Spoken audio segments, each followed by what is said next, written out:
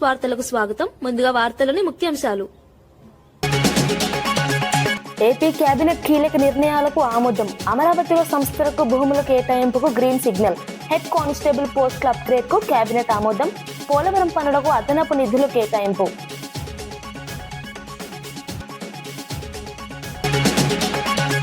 మూసీ ప్రాజెక్టుకు డిపిఆర్ ఉందా అని ప్రశ్నించిన హరీష్ రావు. డిపిఆర్ లేకుండానే ఇళ్ల కూల్చివేతలపై హరీష్ విమర్శ. మూసీ ప్రాజెక్టుపై ప్రభుత్వం స్పష్టత ఇవ్వాలన్న హరీష్, పేదలకు నోటీసులు ఇవ్వడం సరికాదన్న మాజీ మంత్రి.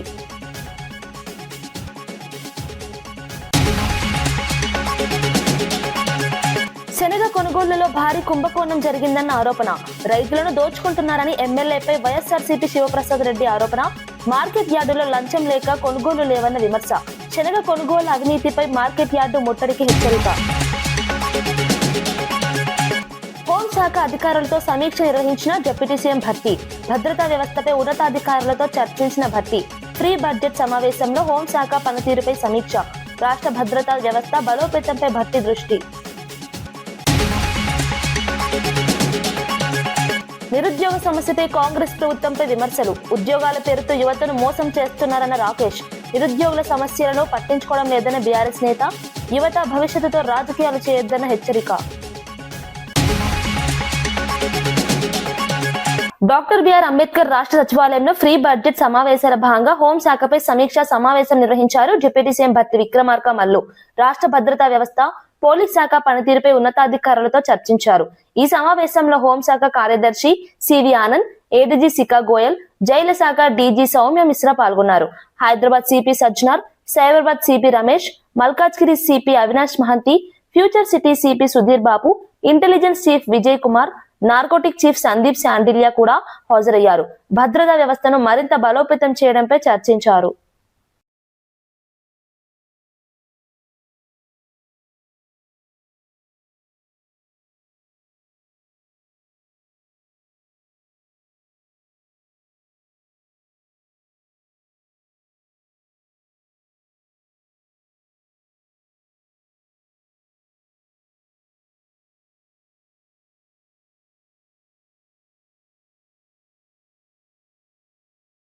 మంగళ్య షాపింగ్ మాల్ నమ్మకానికి మారుపేరుగా నిలుస్తుందని మంత్రి పొంగులేటి శ్రీనివాస్ రెడ్డి అన్నారు.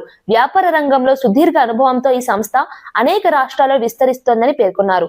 మార్కెట్లో అందుబాటులో ఉన్న ఉత్తమ నాణ్యత గల వస్తువులను అందిస్తున్నందున మంగళ్య షాపింగ్ మాల్ రోజు రోజుకు అభివృద్ధి చెందుతున్నారు. వినియోగదారుల నమ్మకాన్ని నిలబెట్టుకుంటూ వ్యాపారాన్ని విస్తరించుకుంటోందని చెప్పారు. నాణ్యతకు ప్రాధాన్యత ఇవ్వడం వల్ల ఈ సంస్థకు మంచి గుర్తింపు వచ్చిందని మంత్రి పొంగులేటి అభిప్రాయం వ్యక్తం చేశారు.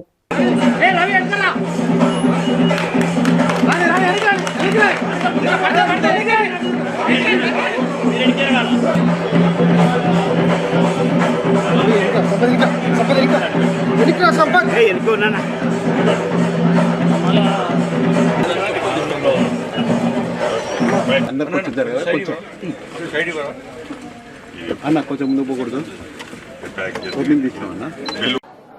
మన తెలంగాణ రాష్ట్రం, పక్కనున్న ఆంధ్రప్రదేశ్ రాష్ట్రం, తమిళనాడు రాష్ట్రంలో, కర్ణాటక రాష్ట్రాల్లో 3 రాష్ట్రాల్లో 30వ షాపుగా ఇది ఈనాడు మనం ఓపెన్ చేసుకోవడం జరుగుతుంది. రాబోయే కొద్ది రోజుల్లో తమిళనాడులో కూడా ఓపెన్ చేయబోతున్నారు.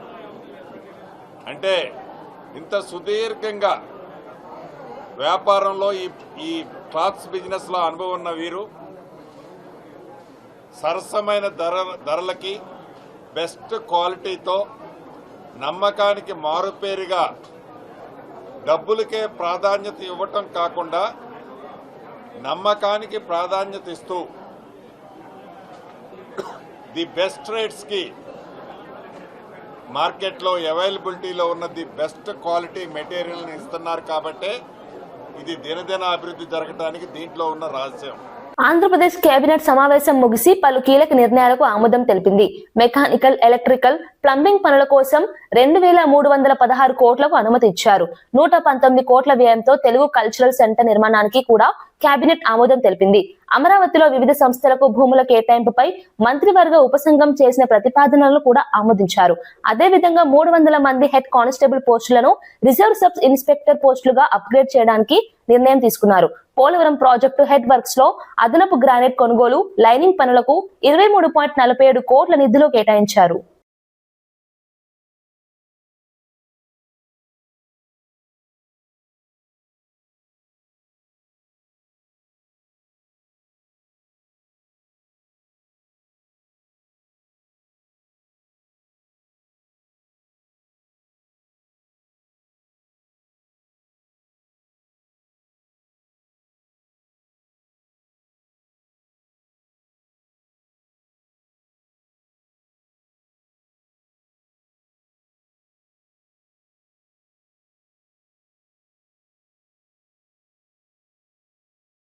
నిరుద్యోగ సమస్య కాంగ్రెస్ ప్రభుత్వ ప్రాధాన్యతలో లేదని బీఆర్ఎస్ నేత రాకేష్ రెడ్డి విమర్శించారు. ఉద్యోగాలు ఇస్తున్నామని చెప్పి కేవలం తమ మీడియాకు లీకులు ఇస్తూ నిరుద్యోగులను మోసం చేస్తున్నారని ఆరోపించారు. యువతకు ఉపాధి అవకాశాలు కల్పించడంలో ప్రభుత్వం విఫలమైందన్నారు. నిరుద్యోగుల సమస్యలను పరిష్కరించాల్సిన బాధ్యత ప్రభుత్వానిదేనని చెప్పారు. ఉద్యోగాల పేరుతో నాటకాలు ఆడటం సరికాదని విమర్శించారు. యువత భవిష్యత్తుతో రాజకీయాలు చేయవద్దని ప్రభుత్వాన్ని రాకేష్ రెడ్డి హెచ్చరించారు. త్వరలో 17,000 కానిస్టేబుల్ పోస్టుల భర్తీ, పోలీస్ శాఖలో 14,000 ఉద్యోగాలు త్వరలో భర్తీ, కొత్త సంవత్సరంలో పోలీసు కొలువులు 14,000 కానిస్టేబుల్ పోలీసుల భర్తీకి రంగం సిద్ధం, 14,000 పోలీస్ కానిస్టేబుల్ ఖాళీలు భర్తీ చేసేందుకు పోలీస్ శాఖ కసరత్తు, గ్రూప్స్ ఉపాధ్యాయ పోలీసు విద్యుత్ గురుకుల వైద్య నియామకాల ప్రక్రియ, మొదలు కానున్న కొలువుల జాతర, వచ్చే నెల 40,000 ఉద్యోగాలకు నోటిఫికేషన్, తెలంగాణ యువతకు 12,000 కొత్త ఉద్యోగాలు, టీజీపీఎస్సీ పోలీస్ శాఖ కాంగ్రెస్ పార్టీ అభ్యర్థం ముద్ర ఉన్నటువంటి పోస్టర్, 12,452 పోలీసు ఉద్యోగాల భర్తీకి కసరత్తు, ఇక ఉద్యోగ ప్రకటనలకు కసరత్తు, పోలీస్ శాఖలో 12,000 ఉద్యోగ పోస్టులు ఖాళీలు భర్తీ. ఇట్లా ఇది చెప్పుకుంటా పోతే ఈ ప్రెస్ మీట్ మొత్తం ఇవే చూపించాల్సి వస్తుంది, అన్నీ ఉన్నాయి.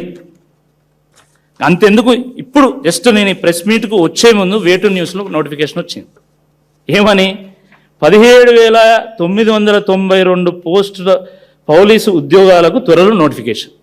జస్ట్ ఇప్పుడు ఒక హాఫ్ అన్ అవర్ కూడా కాలే. అసలు ఇన్ని నాటకాలు ఎందుకు? నువ్వు రియలిస్టిక్గా మీరు ఏం చేస్తారో చెప్పొచ్చు కదా. వాళ్ళు లీకులు ఇస్తారు, వీళ్ళు రాస్తారు.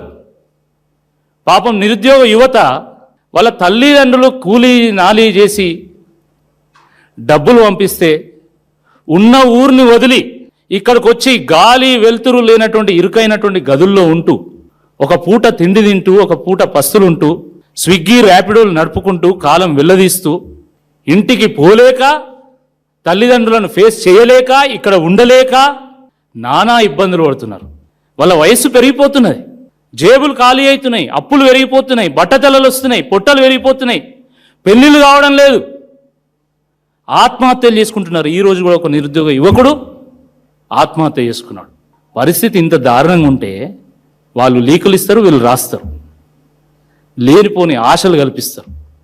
ఒక తీవ్రమైనటువంటి మనోవేదనకు ఈ నిరుద్యోగులను గురి చేస్తున్నారు. ఇది ఎంతవరకు సబబు అని చెప్పి ఈ సందర్భంగా మేము ప్రశ్నిస్తా ఉన్నాం. ప్రొద్దుటూరు ఎమ్మెల్యే వరదరాజుల రెడ్డిపై వైఎస్ఆర్సీపీ నేత రాచమల్లు శివప్రసాద్ రెడ్డి తీవ్ర ఆరోపణలు చేశారు.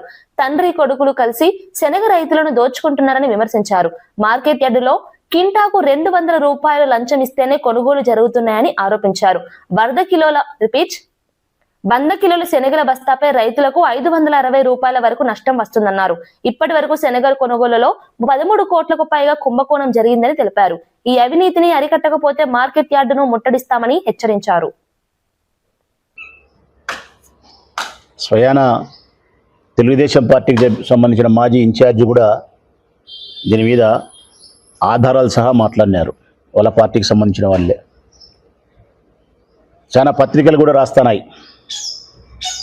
రాజుపాలెం మండలం, ప్రొద్దుటూరు మండలానికి సంబంధించిన చాలా మంది రైతులు కూడా బాహాటంగా ఈ అవినీతి భాగోతాన్ని, వారికి జరుగుతున్న అన్యాయాన్ని పదే పదే వారి గ్రామాల్లో చర్చించుకుంటున్నారు, చెప్తున్నారు. మా పార్టీకి సంబంధించిన 2 మండలాలకు సంబంధించిన నాయకులు రైతులే కదా. మా పార్టీకి సంబంధించిన నాయకులు కూడా రైతులే. బలరాం రెడ్డి ఉన్నాడు, రైతే. పగిడాల గ్రామానికి సంబంధించిన కురపాడు కొండారెడ్డి చౌటపల్లె మార్తల ఓబులరెడ్డి, ఇక్కడ కూర్చున్న వాళ్ళంతా రైతులే ఉన్నారు. ఆయన రైతే, ఆయన టంగుటూరు వెంకట సుబ్బారెడ్డి, వీళ్ళంతా రైతులు. ముందు రైతులు, తర్వాత మా పార్టీకి సంబంధించిన నాయకులు.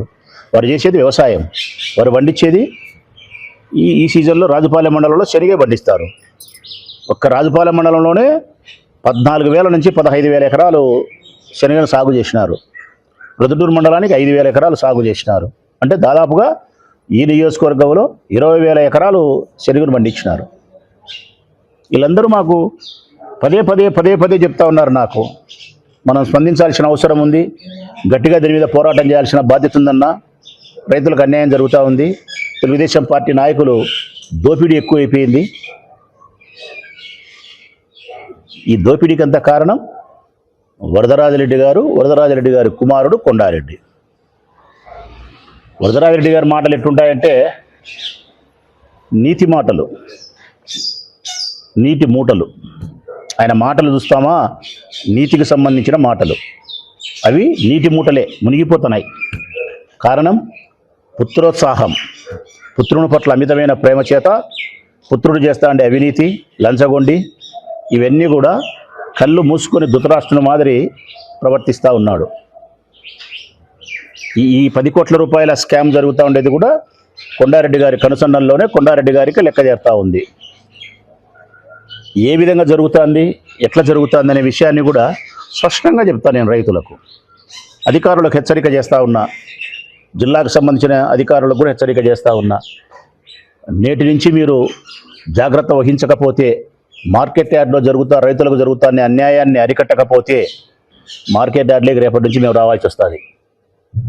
వైఎస్ఆర్ కాంగ్రెస్ పార్టీ పెద్దగా అక్కడికి వస్తుంది, ఉద్యమిస్తుంది. మళ్ళీ మీరు పోలీసులు పంపించి మమ్మల్ని అక్కడి నుంచి బయటికి పంపించే ప్రయత్నం చేస్తే ఇక్కడ బెదిరే వాళ్ళు, అదిరే వాళ్ళు ఎవరూ లేరు. మేము బాగా చెప్తున్నాం. ప్రజలకు అన్యాయం జరిగితేనే గట్టిగా స్పందిస్తుంది వైఎస్ఆర్ కాంగ్రెస్ పార్టీ ప్రొద్దుటూరు నియోజకవర్గం రాష్ట్ర వ్యాప్తంగా. ఇక్కడ మొదలు పెట్టుకుంటే ఎక్కడైనా సరే మా వాళ్ళు. మరీ రైతులకు అన్యాయం జరిగితే ఎందాక కాదు, ఆ పదం సరిపోదు. రైతుల కోసం మేము చేసే పోరాటం అయితే శాశ్వతంగా మమ్మల్ని సంవత్సరాల తరబడి జైల్లో పెట్టినా కూడా రైతుల కోసం అయితే నిలబడతాం. పోలీసు వాళ్ళు వచ్చి మీరు ఉండకూడదు, బయటికి పోవాలంటే పోం. అవినీతి జరిగిన చోట ప్రశ్నించడానికి వస్తుంది వైఎస్ఆర్ కాంగ్రెస్ పార్టీ. చేతనైతే అవినీతి. మూసీ ప్రాజెక్టుపై ప్రభుత్వం స్పష్టత ఇవ్వాలని మాజీ మంత్రి హరీష్ రావు డిమాండ్ చేశారు. ప్రాజెక్టుకు DPR ఉంటే ప్రజల ముందు పెట్టాలని అన్నారు. DPR లేకుంటే పేద మధ్యతరగతి ప్రజల ఇళ్లను ఎందుకు కూల్చుతున్నారని ప్రశ్నించారు. బాపుఘాట్ నుంచి హిమాయత్ సాగర్ వరకు DPR సిద్ధం కావడానికి 18 నెలలు పడుతుందని అసెంబ్లీలో సీఎం చెప్పారని గుర్తు చేశారు. DPR లేకుండానే పేదలకు నోటీసులు ఇవ్వడం సరైంది కాదన్నారు. 10,000 ఇళ్ల కూల్చివేతకు గెజెట్ నోటిఫికేషన్ ఎలా ఇచ్చారని ప్రభుత్వాన్ని ప్రశ్నించారు. ఏది సరిగా ఉండదు, నీది అన్ని అబద్దాలు. గోబల్స్. రేవంత్ రెడ్డి కాదు, గోబల్స్ రెడ్డి నువ్వు. నేను ఆధారాలతో సహా చెప్తా, ఉత్తమాటలతో. ఎన్నడన్నా దేవుని మీద ఒట్టు పెట్టి కూడా మాట తప్పినవు నువ్వు. మొన్న మిర్యాలగూడలో మున్సిపల్ ఎన్నికల్లో పోగానే మున్సిపల్ ఎన్నికల తెల్లారే రైతు బంధు పైసలు వేస్తా అని కూడా మాట తప్పినవు. నువ్వు మనిషిగా ఒక మాట మీద ఉండేటువంటి ఇది నీకు జీవితంలో లేదు, రాదు. నీకేదో వెనకటి శాపం ఉన్నట్టుంది. నిజాలు మాట్లాడాడు రేవంత్ రెడ్డి అనే ఒక శాపం మీద ఉన్నట్టుంది. అబద్దాలు తప్ప నువ్వు ఎన్నడూ జీవితంలో నిజాలు మాట్లాడవు నువ్వు. ఖమ్మం జిల్లా తిరుమలాయపాలెం మండలంలో పలు అభివృద్ధి పనులకు మంత్రి పొంగులేటి శ్రీనివాసరెడ్డి శంకుస్థాపన చేశారు. ఈ సందర్భంగా రాకాసి తండాలో వరదల కారణంగా ఇల్లు కోల్పోయిన కుటుంబాలకు ఇంటి స్థలాల పట్టాలను పంపిణీ చేశారు. అనంతరం దమ్మాయిగూడెంలో నిర్వహించిన ప్రజాపాలన ప్రగతి ప్రణాళిక కార్యక్రమంలో పాల్గొన్నారు. స్థానిక ప్రజలతో మాట్లాడి అభివృద్ధి కార్యక్రమాల పురోగతిని సమీక్షించారు. గ్రామాల్లో మౌలిక సదుపాయాలను మెరుగుపరచడం ప్రభుత్వ లక్ష్యమని మంత్రి తెలిపారు. ప్రజల సమస్యలను ప్రత్యక్షంగా తెలుసుకుని పరిష్కరించే దిశగా చర్యలు తీసుకుంటామని. 1,92,00,000 రూపాయలు మీ దీవెనలతో వచ్చిన ఈ ప్రభుత్వంలో చేసుకున్నాం. ఒక్క బీరోలే కాదు, ఒక్క పాలేరు నియోజకవర్గమే కాదు, తెలంగాణ రాష్ట్రంలో ప్రతి ప్రాంతాన్ని అభివృద్ధి చేసే దాంట్లో ఎక్కడా తగ్గకుండా, ఏ కార్యక్రమాన్ని తగ్గకుండా నిరుద్యోగ యువతకి కూడా రాష్ట్రం ఏర్పడిన తర్వాత ఎప్పుడూ చేయని విధంగా సుమారు 72,000 ఉద్యోగాలు మన ప్రభుత్వం వచ్చిన తర్వాత ఇచ్చుకోవడం జరిగింది. ఈ ప్రభుత్వం తప్పకుండా భవిష్యత్తులో పేదవాడికి మరింత అండదండలుగా ఉంటుంది. సామాజిక న్యాయం కాంగ్రెస్ పార్టీతోనే సాధ్యమని టీపీసీసీ అధ్యక్షుడు మహేష్ కుమార్ గౌడ్ అన్నారు. పార్టీ పదవుల్లో, ప్రభుత్వ పదవుల్లో అన్ని వర్గాలకు సమాన అవకాశాలు కల్పిస్తున్నామని తెలిపారు. ఎస్సీ విభాగాన్ని పీసీసీలో బలోపేతం చేయాలనే ఉద్దేశంతో ఎమ్మెల్యే కవ్వంపల్లి సత్యనారాయణకు కీలక బాధ్యతలు అప్పగించినట్లు చెప్పారు. రాజకీయ అనుభవం ఉన్న నాయకులను ముందుకు తీసుకువస్తూ పార్టీని బలోపేతం చేస్తున్నామని పేర్కొన్నారు. సమాజంలోని ప్రతి వర్గానికి న్యాయం జరిగేలా కాంగ్రెస్ పార్టీ కట్టుబడి ఉందని మహేష్ కుమార్ గౌడ్ స్పష్టం చేశారు. ఈ బాధ్యతను వారికి ఇవ్వడం జరిగింది. మిత్రులరా, కాంగ్రెస్ పార్టీ పునాదుల్లోనే దళిత వాదం ఉంది. దళిత వాదంతోనే కాంగ్రెస్ పార్టీ ఆవిర్భావమైందన్నమాట ఈ సందర్భంగా నేను గట్టిగా చెప్పదలుచుకున్నాను. కారణం ఎస్సీ, ఎస్టీ, బీసీ, మైనార్టీలకి పుట్టుక నుండి అండగా ఉంటున్నటువంటి పార్టీ ఏదో ఉందంటే ఈ దేశంలో Congress party.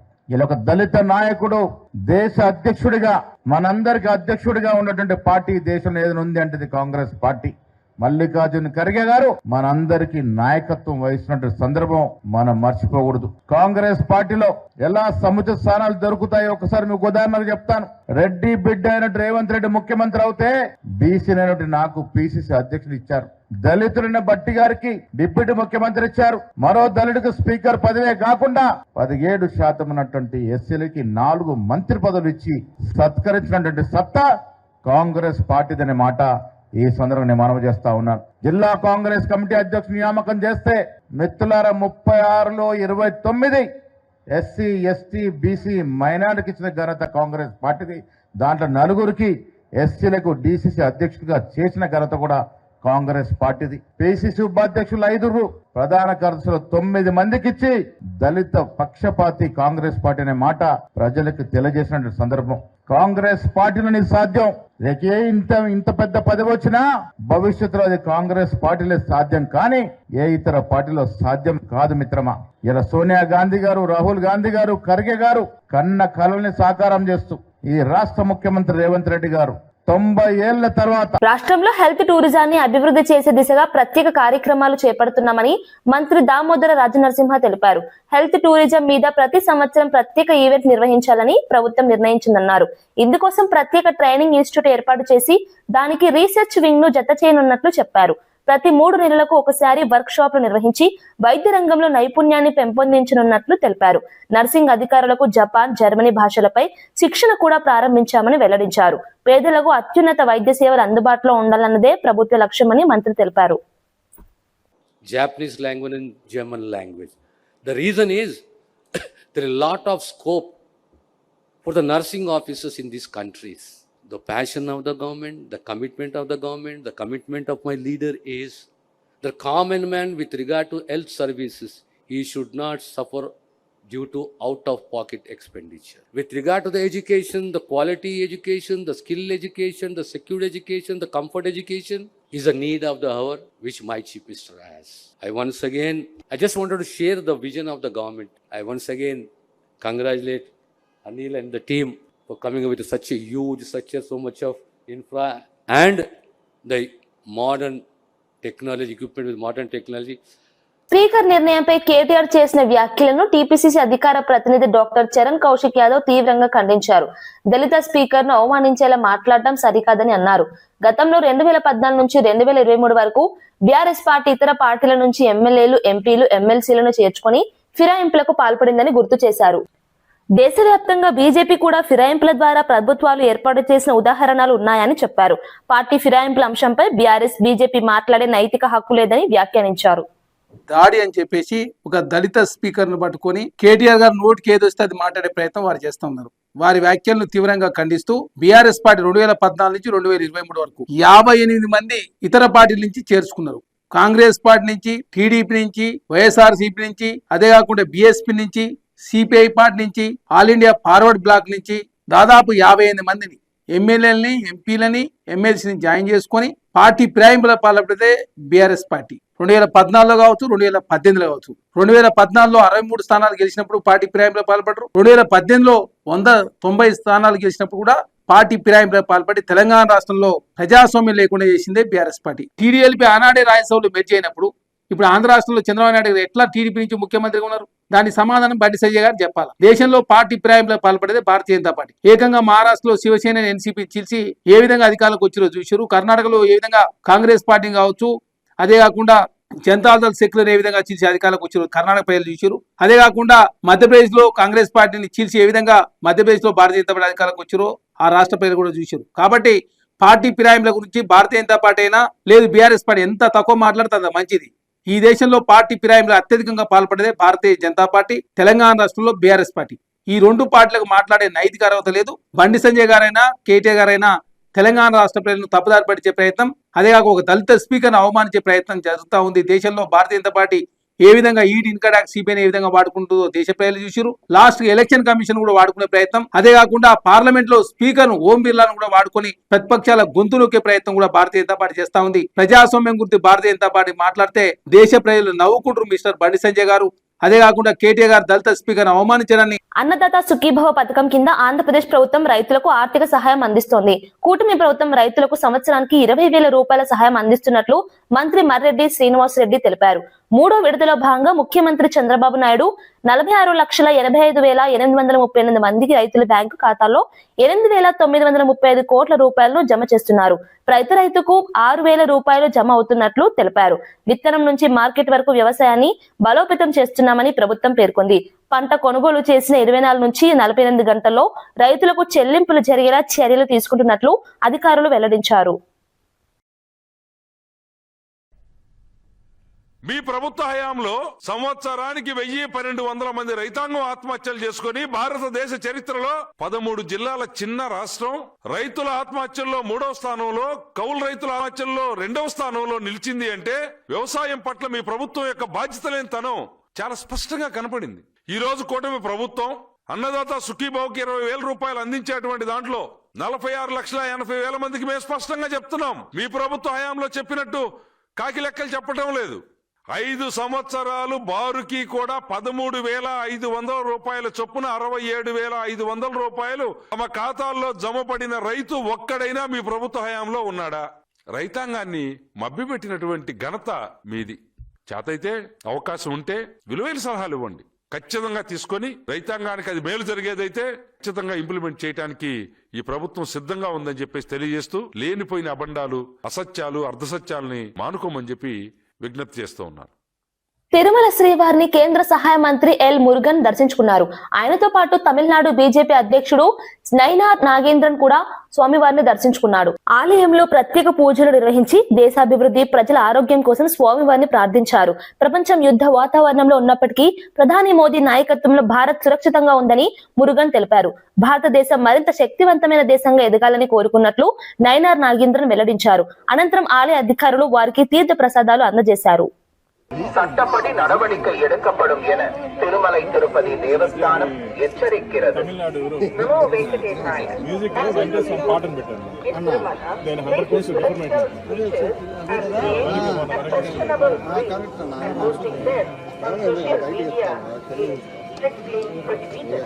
Legal action will be taken against the violators.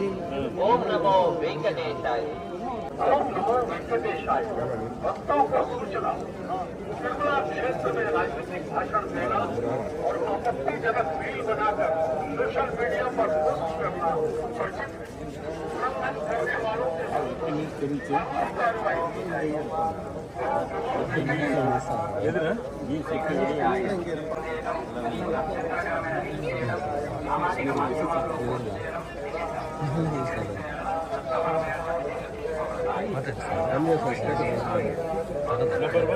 Delhi చెప్తాను.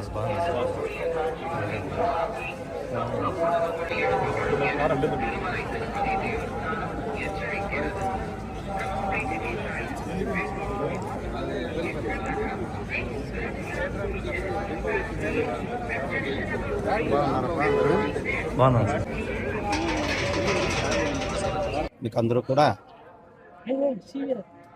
Today I came with along with my state president and Banu Prasad Reddy ji, and we had a darshan and we took Ashirwad and we had a pray to the Venkatachalamapati Perumal to progressive and wellness and prosperity of the country.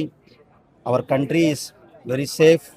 We are all and also I pray for the everyone. వార్తలు ముగించే ముందు ముఖ్యాంశాలు మరోసారి. AP cabinet కీలక నిర్ణయాలకు ఆమోదం. అమరావతిలో సంస్థలకు భూముల కేటాయింపుకు గ్రీన్ సిగ్నల్. హెడ్ కానిస్టేబుల్ పోస్టుల అప్గ్రేడ్ కు కేబినెట్ ఆమోదం. పోలవరం పనులకు అదనపు నిధులు కేటాయింపు.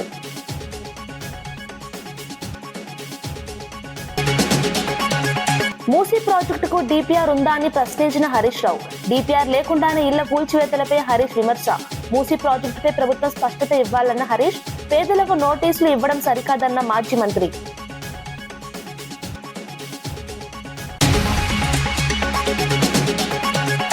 శనగ కొనుగోలులో భారీ కుంభకోణం జరిగిందన్న ఆరోపణ. రైతులను దోచుకుంటున్నారని ఎమ్మెల్యేపై వైఎస్ఆర్సీపీ శివప్రసాద్ రెడ్డి ఆరోపణ. మార్కెట్ యార్డులో లంచం లేక కొనుగోలు లేవన్న విమర్శ. శనగ కొనుగోలు అవినీతిపై మార్కెట్ యార్డు ముట్టడికి హెచ్చరిక. హోంశాఖ అధికారులతో సమీక్ష నిర్వహించిన డిప్యూటీ సీఎం భట్టి. భద్రతా వ్యవస్థపై ఉన్నతాధికారులతో చర్చించిన భట్టి. ఫ్రీ బడ్జెట్ సమావేశంలో హోంశాఖ పనితీరుపై సమీక్ష. రాష్ట్ర భద్రతా వ్యవస్థ బలోపేతంపై భట్టి దృష్టి. నిరుద్యోగ సమస్యపై కాంగ్రెస్ ప్రభుత్వంపై విమర్శలు. ఉద్యోగాల పేరుతో యువతను మోసం చేస్తున్నారన్న రాకేష్. నిరుద్యోగుల సమస్యలను పట్టించుకోవడం లేదన్న బీఆర్ఎస్ నేత. యువత భవిష్యత్తుతో రాజకీయాలు చేయొద్దన్న హెచ్చరిక. ఇవి ఈనాటి వార్తా విశేషాలు. మరో బులెటిన్లో మళ్ళీ కలుద్దాం. నమస్కారం.